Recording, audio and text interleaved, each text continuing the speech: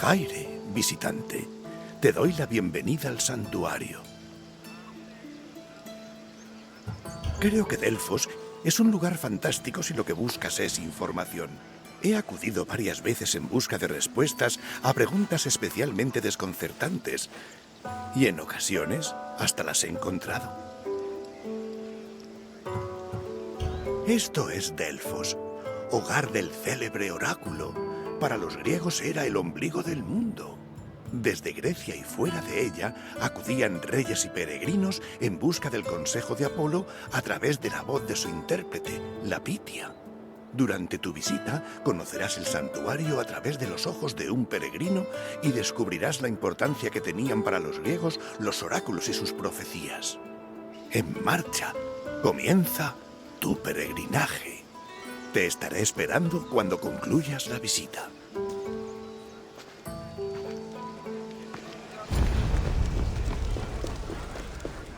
En verano, el sol azotaba las espaldas de aquellos peregrinos que, dirigidos al templo de Apolo, ascendían este sendero sagrado del monte Parnaso.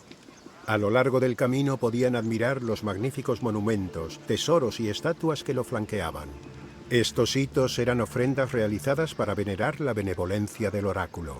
Todas estaban dedicadas a Apolo y la mayoría eran de ciudades que celebraban sus victorias militares. Los monumentos no solo representaban la devoción de los donantes, también su poder y fortuna. El santuario de Delfos todavía se conserva y sus visitantes siguen tomando la misma ruta.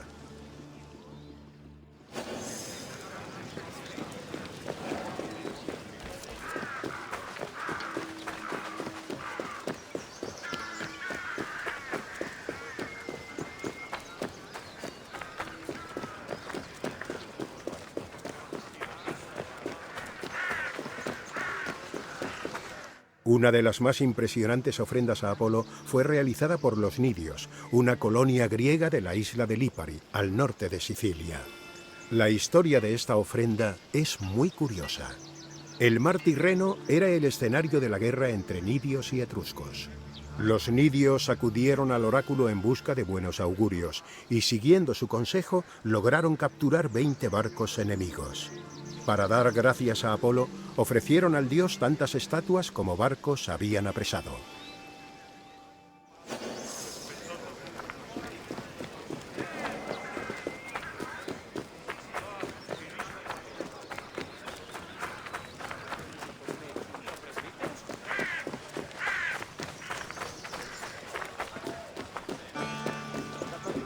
Al lado de la esfinge de Naxos había una sencilla estructura para exhibir las ofrendas de los atenienses, botines de guerra sobre todo.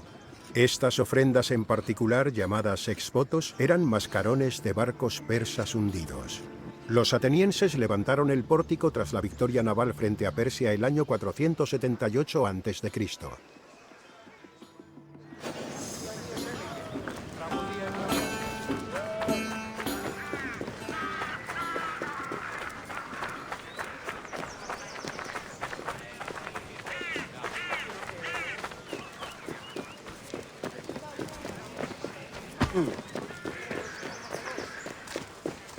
Para poder realizar su consulta, los peregrinos debían pagar un impuesto nada más llegar al templo.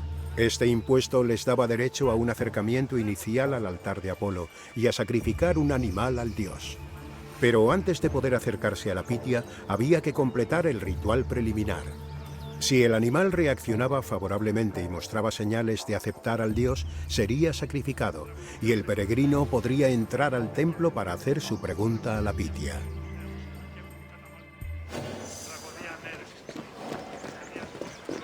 Ya hemos llegado al templo de Apolo, donde el oráculo exponía sus profecías. El templo era el destino de aquellos que querían ser recibidos por la Pitia, y su aspecto estaba a la altura de la majestuosidad de su propósito. Su frontón, erguido sobre unas imponentes columnas, lucía famosas escenas mitológicas esculpidas por el célebre escultor griego Antenor. Pero por muy grandioso que fuera el exterior del templo, palidecía comparado con su interior.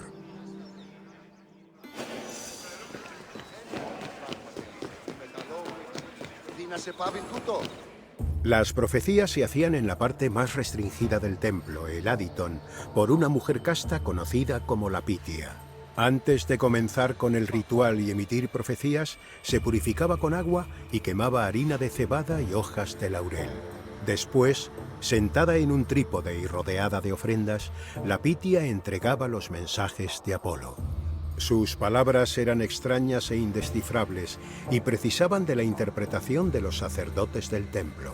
A pesar de las investigaciones, se sigue debatiendo el porqué del comportamiento del oráculo durante sus profecías.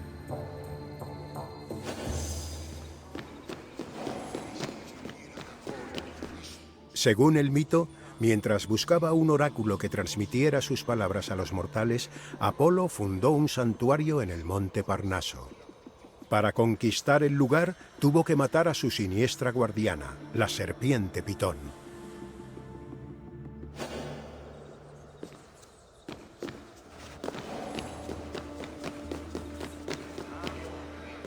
Has completado la visita. Espero que hayas comprendido la importancia que tuvo este santuario y cómo afectaba a la vida tanto de los habitantes de la Hélade como a la de sus vecinos. Podría pasarme un día entero hablando de Delfos. Pero, ¿qué te apetece a ti? Por supuesto, sígueme.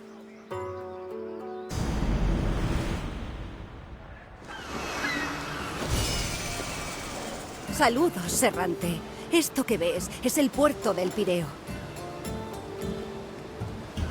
El Pireo es uno de los puertos más famosos y de más actividad de la Hélade. El dinero discurre por él como si de un río se tratase, río que desemboca en Atenas. El Pireo ejercía como puerto de Atenas y recibía mercaderes, mercancía y viajeros de todo el mundo. Era el corazón de la economía de Atenas, pero también estaba fortificado para proteger la nada desdeñable flota de la ciudad. Avísame cuando termines de explorar el puerto para seguir hablando.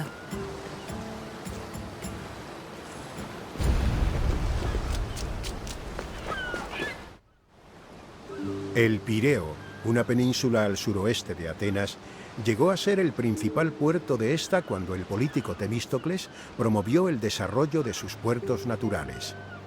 Este desarrollo condujo al abandono gradual del antiguo puerto de Falero. La fortificación del Pireo, junto con el levantamiento de murallas que garantizasen el tránsito de la mercancía durante los asedios, continuó con Cimón y Pericles.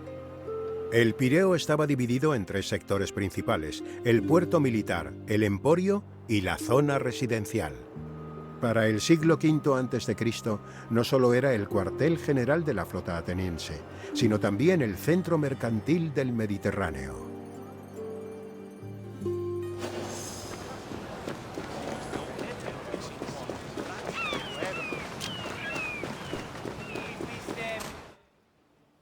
Este desarrollo del Pireo durante el siglo V a.C. atrajo a mucha población. Un gran número de artesanos, mercaderes, banqueros, marineros y armadores se trasladaron al puerto.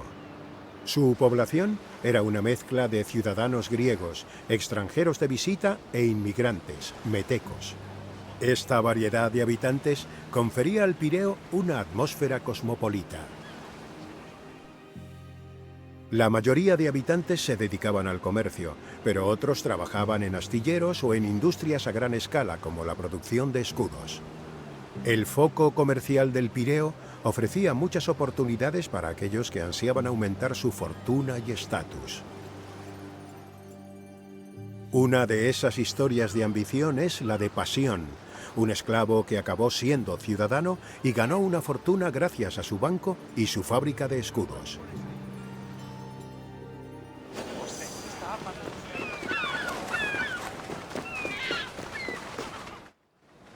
El Pireo era un demo o distrito de Ática.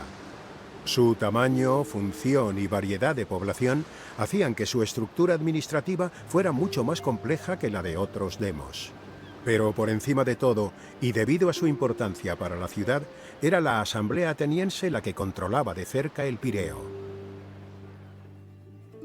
Dentro del puerto había dos categorías diferenciadas de comercio. Una era el internacional, que se realizaba en el emporio, y otra la de comercio al por menor realizado por los capeloi en el ágora.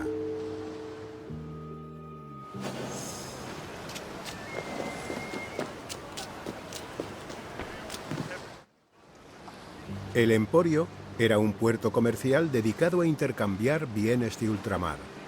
Todas las transacciones internacionales debían realizarse dentro de sus límites y tenían que ser exclusivamente al por mayor. Los negocios y leyes del puerto los organizaban magistrados electos.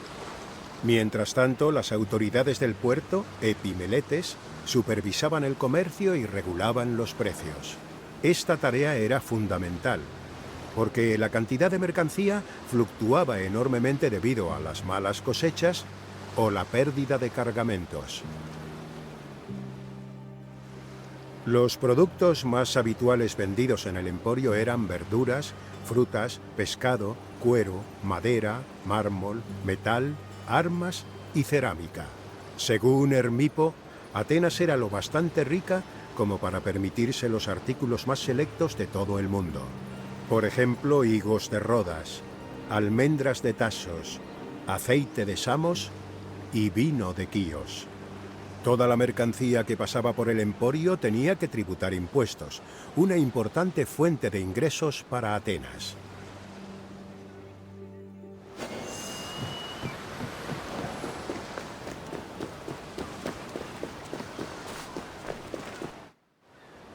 Una vez en el emporio, los mercaderes exhibían muestras de sus productos en la deigma, una zona habilitada para ello. Aquí es donde los ciudadanos y los forasteros se reunían para cerrar sus tratos. Casi toda la mercancía que entraba en el emporio se distribuía dentro de la zona. La deigma era supervisada en todo momento por los magistrados, que negociaban los precios con los importadores. En ocasiones otorgaban privilegios especiales a aquellos dispuestos a vender a precios más bajos. Los privilegios iban desde exenciones fiscales hasta la reserva de buenos asientos en el teatro.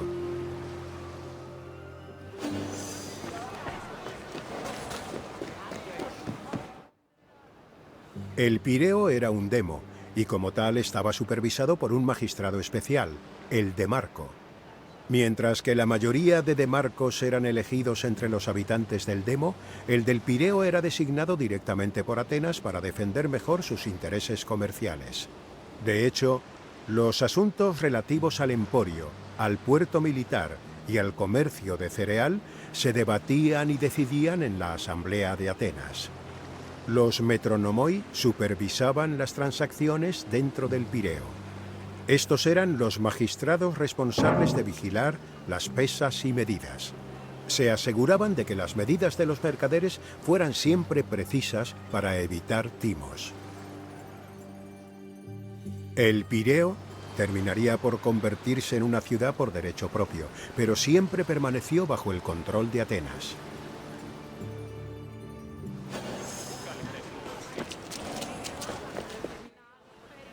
Todas las mercancías que entraban y salían del Pireo tributaban un impuesto del 2% de su valor, el pentecostés. El impuesto era recaudado por un grupo de 5 personas, los pentecostologoi. Según Andócides, este puesto se podía comprar por la abultada suma de 30 talentos o 180.000 dracmas. Pero el beneficio de la mayoría de estos oficiales era de hasta 6 talentos, un trabajo muy lucrativo. Aunque determinar el precio de venta era responsabilidad de los mercaderes, los pentecostologoi tenían la facultad de cambiarlo si lo creían conveniente. Es más, los mercaderes tenían que someterse al registro de estos oficiales antes de transportar, exhibir y vender su mercancía. En líneas generales, el sistema proporcionaba al Pireo y a Atenas, por extensión, muchísimo dinero.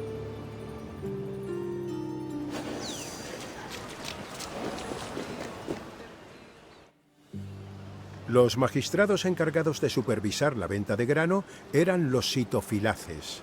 Eran unos oficiales primordiales, porque algunas ciudades griegas carecían de grano y dependían de las importaciones. Sus tareas cubrían cualquier aspecto del comercio del cereal, control del precio y margen de beneficio incluidos, para asegurar el abastecimiento de Atenas. No hay que sorprenderse. El grano era tan importante para Atenas que la ley obligaba a transportar y vender en el ágora 2/3 de todos los silos. De acuerdo con Demóstenes, la importancia de los sitofilaces era tal que si cometían errores en su labor, se exponían a la pena de muerte.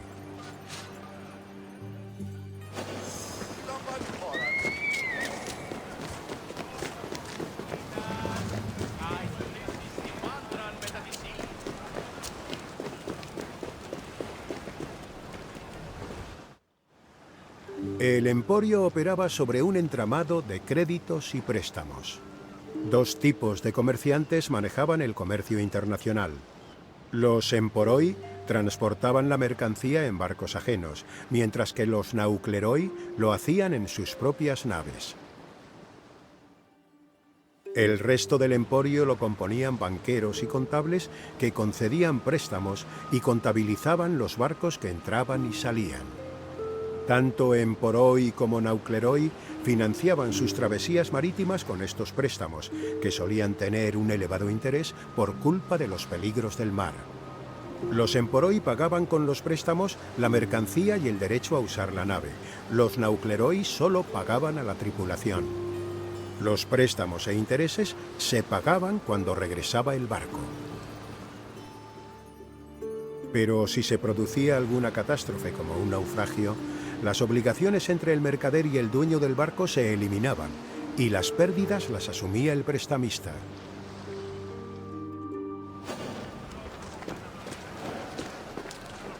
¡Has vuelto!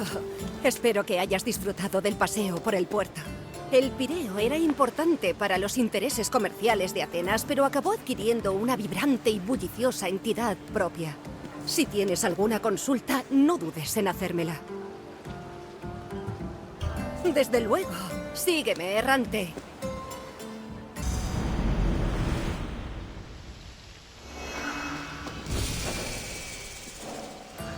Errante, te doy la bienvenida al santuario de Asclepio, remanso de paz y curación.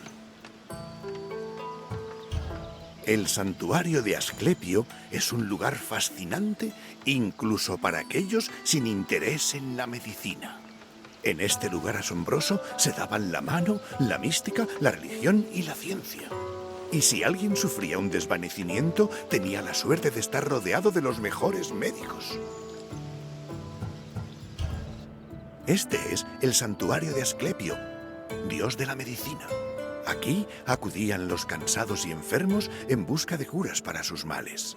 Estas curas eran a veces proporcionadas por los profesionales de la medicina, aunque otras procedían de los propios dioses. En esta visita conocerás el funcionamiento interno del santuario y la peculiar forma que tenían los griegos de entender la medicina. Espero que te diviertas. Te estaré esperando cuando concluyas la visita.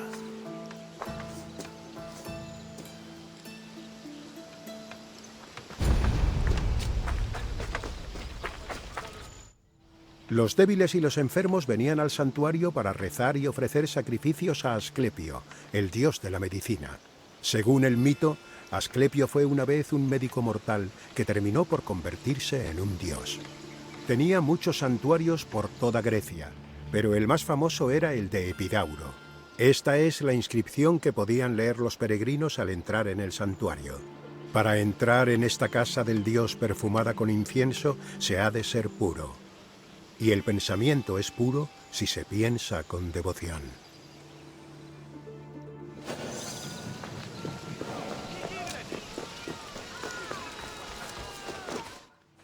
Las estelas médicas eran una especie de puente entre la medicina, la religión y lo divino.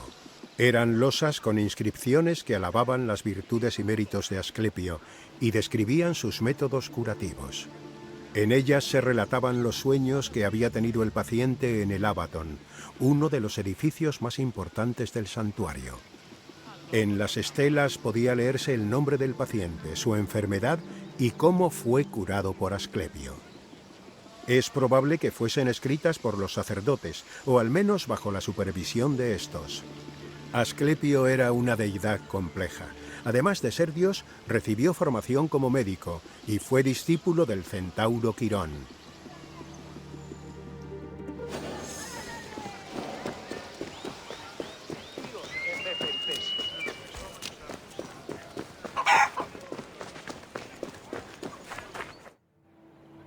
En la antigua Grecia, la religión iba unida a los ritos, las procesiones y los sacrificios. En Epidauro sucedía lo mismo, y los visitantes del templo de Asclepio necesitaban prepararse para ello. Los peregrinos se aseaban para purificarse y ofrecían a Asclepio viandas como pasteles de miel o queso, carnes asadas e higos. La comida se depositaba en la mesa sagrada del santuario, de donde la retirarían los sacerdotes, se supone. Tras las ofrendas preliminares se conducía a los visitantes al Ábaton, donde con suerte encontrarían a Asclepio en sueños. Las estelas médicas mencionan que algunos pacientes sanados hacían ofrendas adicionales a Asclepio para agradecer su curación.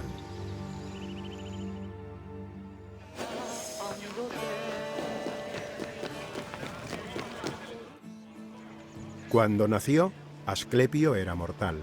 Se trataba del fruto de la relación entre el dios Apolo y la mortal Coronis. Cuando Apolo descubrió que Coronis le había sido infiel, la mató e hizo quemar su cuerpo en una pira funeraria. Sin embargo, rescató a su hijo nonato del útero de Coronis antes de que el fuego la consumiera.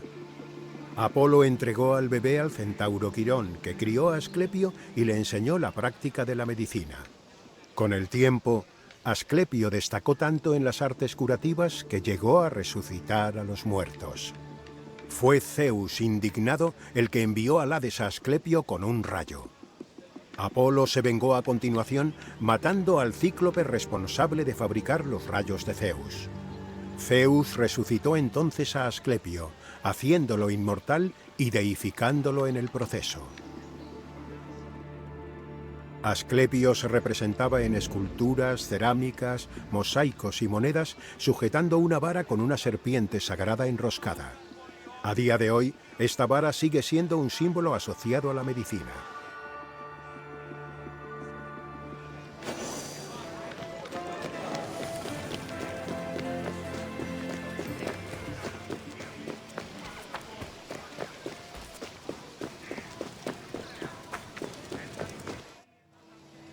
En el Epidoteion vivían los sacerdotes.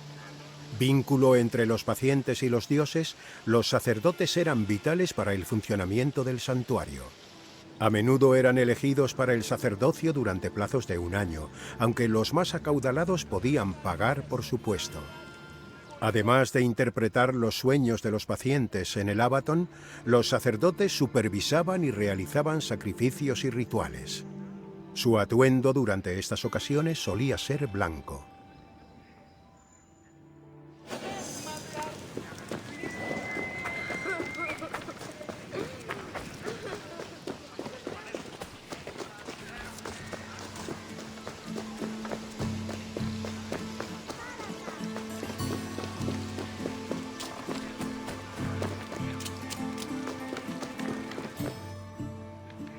El Ábaton se construyó en la linde norte del santuario y rodeaba un pozo sagrado cuyas aguas se creía que tenían propiedades terapéuticas. Los peregrinos acudían al Ábaton para la incubación o ritual del sueño. Los detalles del ritual de la incubación se conocen por las estelas médicas encontradas. También se reflejaron en el Pluto de Aristófanes, que describía el proceso de una forma más cómica.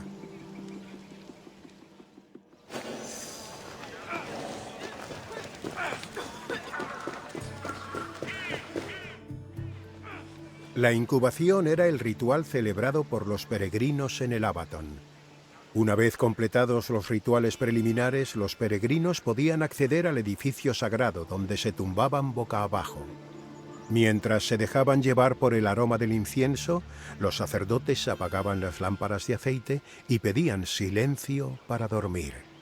Una vez dormidos, Asclepio se les aparecía en sueños para darles su consejo médico. Los consejos iban desde dietas y recomendaciones de tratamientos hasta solicitudes de ofrendas específicas o rituales religiosos. Al despertar, los sacerdotes interpretaban los sueños de los pacientes, a no ser que el sueño los hubiera sanado milagrosamente. Pero cuando ya no se podía hacer nada por un paciente, había que sacarlo del Abaton. Esto se hacía para no violar la ley que decía que nadie podía morir ni nacer dentro del edificio.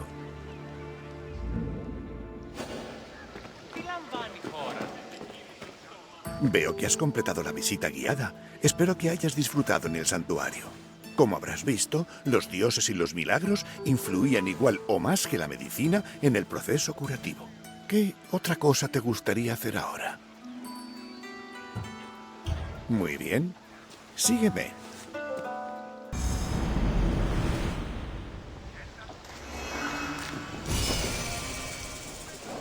Saludos, errante. Es un placer presentarte una visita guiada sin igual. Una visita que te llevará hasta los escenarios de las batallas más famosas, pero a través de una casa típica ateniense. Si el Olimpo es el santuario de Zeus, mi casa es el mío. Es el lugar en el que puedo evadirme del ruido y el estrés de la vida urbana. Para un pueblo extrovertido como el griego, la casa era un refugio íntimo. En su interior escapaban de las exigencias constantes de la comunidad y disfrutaban de los placeres de la vida familiar. Búscame cuando termines para comentar todo lo que has visto. De momento, hasta luego.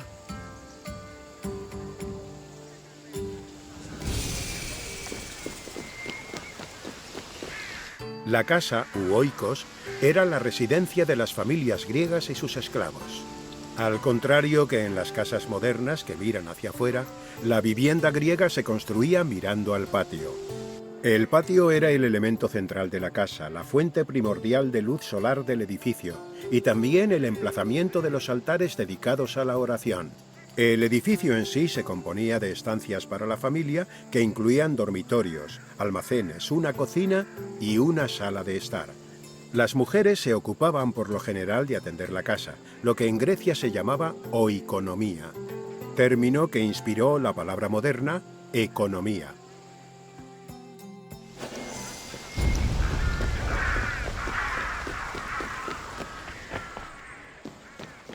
Un pasta era el pasillo que conectaba el patio de la casa con el sector residencial.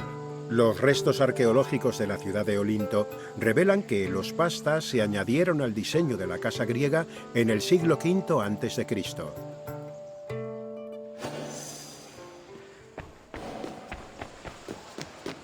Los griegos no tenían reparos en combinar el trabajo con su vida privada, y muchos de ellos trabajaban en casa. Los artesanos como herreros, escultores y alfareros solían tener el taller en su casa. Algunos hasta contaban con una tienda donde vender su producto. Del mismo modo, los médicos trataban a sus pacientes en oficinas especiales dentro de su casa. Las mujeres también trabajaban en la casa y eran responsables de fabricar el ajuar, además de confeccionar la ropa y supervisar el tejido, del que se encargaban las esclavas. Si la familia contaba con dinero suficiente, a veces producía ajuar en exceso para venderlo en tiempos de dificultad financiera.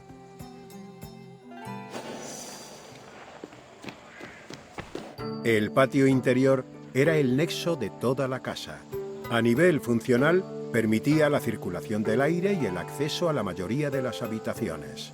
A veces albergaba un pozo o una cisterna para almacenar el agua de lluvia. En el centro del patio se colocaban altares en honor a Zeus Erqueo, que ejercía como protector de la casa. Las mujeres usaban su espacio a menudo para coser y cocinar, y los niños para jugar. Además, si la familia tenía mascotas o animales de granja, el patio es donde los podían tener sueltos.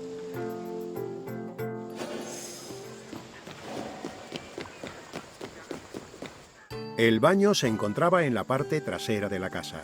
Igual que hoy en día lo usaban para lavarse, pero a diferencia de nosotros, en vez de retretes tenían bacinillas. La mayoría de baños tenían un louterión que llenaban de agua para lavarse. En los baños también podían encontrarse espejos, cuchillas, estrígiles y esponjas, además de unos pequeños frascos, los aríbalos, que llenaban de aceite o perfume.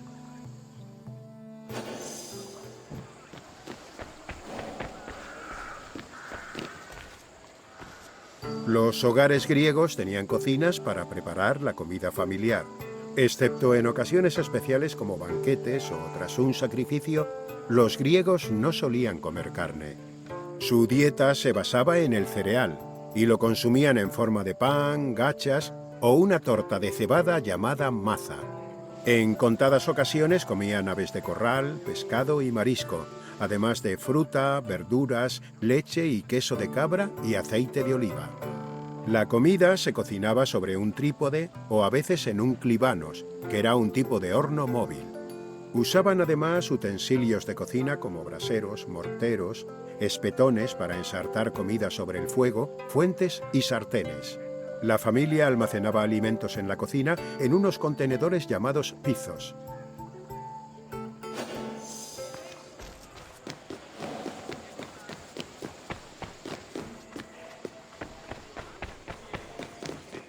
Los simposios eran un importante evento social en Grecia. Se bebía alcohol y solo podían participar hombres. La fiesta se celebraba en el andrón, la sección de la casa para hombres, donde anfitriones e invitados se reclinaban en unos divanes llamados clinai. La comida se servía en mesas bajas delante de los divanes y el vino se dejaba en una crátera en el centro de la estancia. Durante el simposio, los hombres bebían, cantaban, mantenían conversaciones filosóficas o jugaban al cótabo.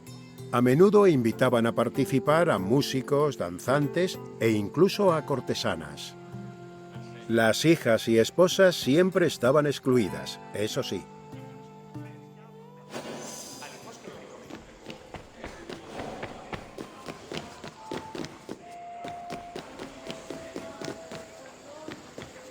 Las plantas superiores, pirgos, eran las estancias para mujeres de la casa, donde llevaban a cabo sus actividades y observaban la ciudad sin ser vistas.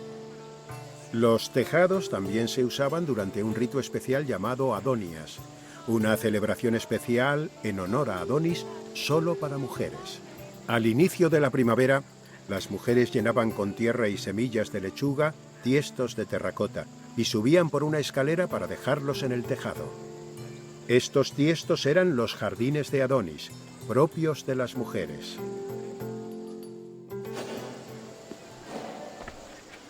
Espero que ahora entiendas mejor la cotidianidad y la vida hogareña del pueblo griego.